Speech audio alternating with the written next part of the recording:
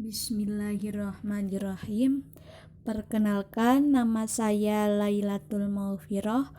Di sini saya akan menjelaskan tentang pembuatan RPP untuk memenuhi tugas UAS Perencanaan Pembelajaran PAI dan BP. Yang pertama yaitu rencana pelaksanaan pembelajaran. Poin pertama itu identitas RPP. Identitas RPP ini berupa nama sekolah, mata pelajaran, kelas atau semester, materi pokok, alokasi waktu.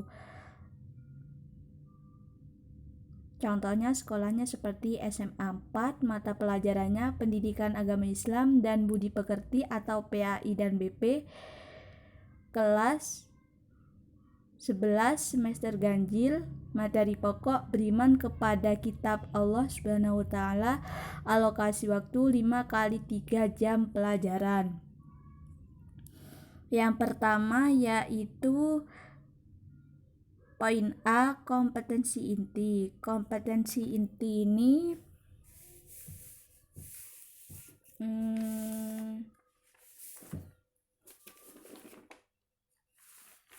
kompetensi inti dan B, poin A dan B ini ada di silabus di Permendikbud nomor 24 tahun 2016, biasa disebut dengan kurikulum K13.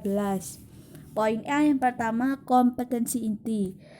Ada KI 1, KI 2, KI 3, dan KI 4. KI 1 itu biasa disebut dengan sikap spiritual, KI 2 sikap sosial, KI 3 pengetahuan, KI 4 keterampilan. Untuk yang poin B, kompetensi dasar dan indikator pencapaian. Kompetensi dasar bisa dilihat di Permendikbud nomor 24 tahun 2016 atau biasa disebut dengan kurikulum K13, bisa dilihat di silabus. Nah, untuk indikator pencapaian ini menyesuaikan dengan kata kerja operasional atau KKO. Misalnya meyakini, ini sama seperti menjelaskan. Jadi KKO-nya itu ada memprakarsai dan mempertahankan, dan seterusnya. Tujuan pembelajaran. Yang pertama, tujuan belajaran saya membagi menjadi 3. Tujuan pembelajaran yang pertama, pertemuan pertama.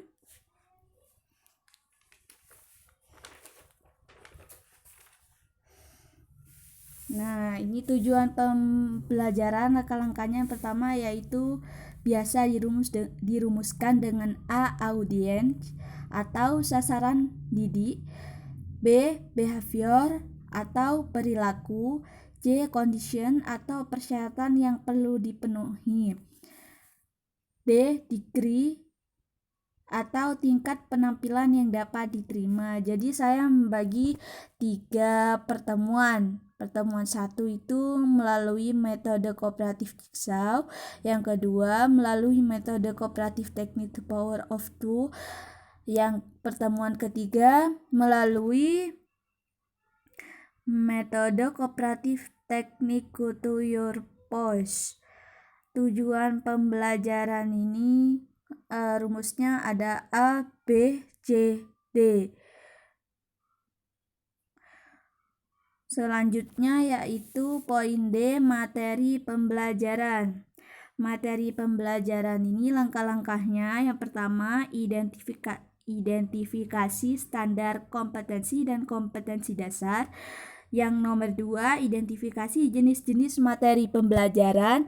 Dan yang ketiga, menentukan jenis materi yang sesuai dengan standar kompetensi dan kompetensi dasar. Yang keempat, sumber bahan ajar. Jadi materi pembelajaran itu termasuk dari inti dari kompetensi atau materi pembelajaran tersebut. Selanjutnya yaitu metode pembelajaran. Nomor 5. Metode pembelajaran menggunakan pendekatan saintifik. Maksudnya pendekatan saintifik yaitu pendekatan ilmiah. Lalu metodenya menggunakan metode kooperatif atau model pembelajaran yang hanya fokus pada penggunaan kelompok kecil untuk bekerja sama sehingga dapat tercapai tujuan kompetensinya. Tekniknya ada teknik Jigsaw, The Power of Two, dan Go to Your Post. Metode ini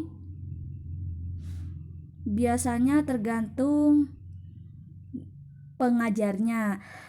Terserah pengajarnya menggunakan metode apa, biasanya bermacam-macam. Lalu yang poin F, media pembelajaran.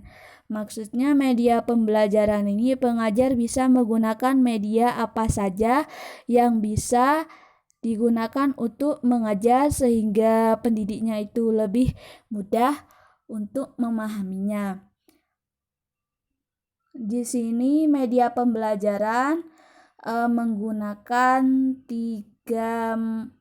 yang pertama media cetak, yang kedua audio visual gerak, ketiga media cetak juga, keempat audio visual gerak, yang kelima juga sama, yang keenam audio visual diam. Yang pertama yaitu media cetak berupa modul tentang kitab-kitab Allah. Yang kedua, audio visual gerak berupa film pendek tentang perilaku saling menasehati sebagai cermin beriman kepada Allah. Yang ketiga, media cetak berupa buku tentang makna iman kepada Allah. Yang keempat, audio visual gerak berupa film pendekatan tentang contoh sikap orang yang beriman kepada kitab suci. Yang kelima, audio visual gerak berupa film tentang tokoh yang memiliki keterkaitan antara perilaku orang beriman kitab dalam kehidupan sehari-hari. Yang keenam, media audio visual diam berupa foto tokoh-tokoh yang memiliki keterkaitan antara perilaku orang beriman kitab suci dalam kehidupan sehari-hari. Media pembelajaran ini sebenarnya banyak, ada LCD proyektor, ada audio visual entah itu gerak ataupun diam. Selanjutnya yaitu sumber belajar. Sumber belajar ini biasanya digunakan untuk mengetahui materinya, baik digunakan oleh guru ataupun muridnya.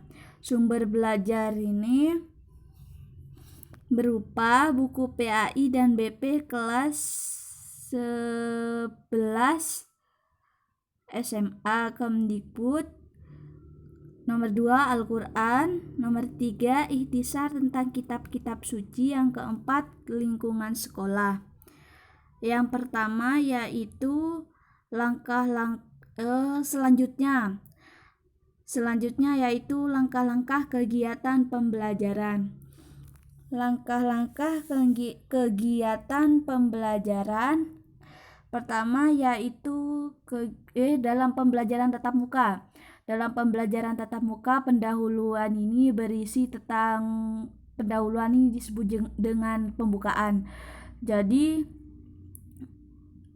guru ini sudah merancang ketika akan memulai harus membuat apa. Seperti ini, membuka proses pembelajaran dengan memberi salam dan dilanjutkan berdoa. Guru melakukan apresiasi untuk mengetahui pemahaman siswa terhadap materi sebelumnya dan materi yang akan dibahas. Guru memberikan motivasi untuk meningkatkan rasa semangat para siswa. Guru memberikan tujuan pembelajaran yang hendak dicapai dan teknik atau cara mengajarnya. Alokasi waktu ini diberikan waktu 15 menit. Karena yang paling lama ini absensi dan memberikan motivasi dan tujuan. Yang kedua, inti itu inti dari pembahasan yang akan dibahas pada jam pelajarannya. Contohnya mengamati. Di sini ada 1, 2, 3, 4. Mengamati, menanya, mengasosiasi atau mengolah informasi dan mengkomunikasikan. Ada 5. Mengamati, menanya, mengeksplorasi atau mengumpulkan informasi, mengasosiasi atau mengolah informasi dan mengkomunikasikan. Mengamati, siswa ini dapat mengamati teks tentang definisi arti iman. Untuk bertanya, siswa ini mengajukan pertanyaan tentang definisi arti iman. Mengeksplorasi atau mengumpulkan informasi, siswa mengumpulkan atau menyimpulkan data-data yang didapat dari hasil diskusi tentang definisi beriman. Mengasosiasi atau mengolah informasi, siswa menganalisis mengenai iman kepada kitab suci. Mengkomunikasikan, siswa menyampaikan hasil diskusi dengan kelompok lain, kemudian dibantu dan dibimbing oleh guru. Dari kegiatan inti ada 5 ini, mengamati sehingga siswa itu bisa memahami, membaca dari bukunya itu. Lalu ketika dia tidak memahami dapat bertanya. Kemudian mengeksplorasi, mengumpulkan informasi. Ini mengumpulkan informasi, siswa ini ketika dalam diskusi atau mengadakan kegiatan kelompok, maka bisa juga saling menerima informasi di kelompok lain. Ini mengolah informasi, ini menganalisis, mengkomunikasikan, ini menyampaikan hasil diskusi dengan kelompok lain, kemudian dibantu dan dibimbing oleh guru. Penutup. Kegiatan penutup ini setelah selesai kegiatan inti, penutup ini berisi tentang memberikan tanggapan terhadap kegiatan belajar untuk adanya perbaikan setiap pertemuan. Yang kedua, guru merencanakan tindak lanjut dengan memberikan tugas. Yang ketiga, guru menyampaikan kegiatan atau materi pada pertemuan berikutnya dan siswa bisa membawa buku atau kitab yang berkaitan tentang iman kepada kitab Allah. Alokasi waktunya diberi waktu 15 menit. Kalau yang inti ini 90 menit karena lebih banyak berdiskusinya. Pembelajaran daring ini sudah kebanyakan tidak ada yang disiplin, sesuai disiplin atau mengikuti tata tertibnya sesuai jam sekolah. Kadang ada yang di luar jam sekolah karena mengikuti sinyalnya. Pembelajaran daring ini pertemuan 1, kegiatan pendahuluan, inti dan penutup itu sama seperti tatap muka. Perbedaannya, tatap muka itu berbicara langsung, namun kalau pembelajaran daring ini menggunakan teknologi berupa HP. Selanjutnya yaitu penilaian sikap.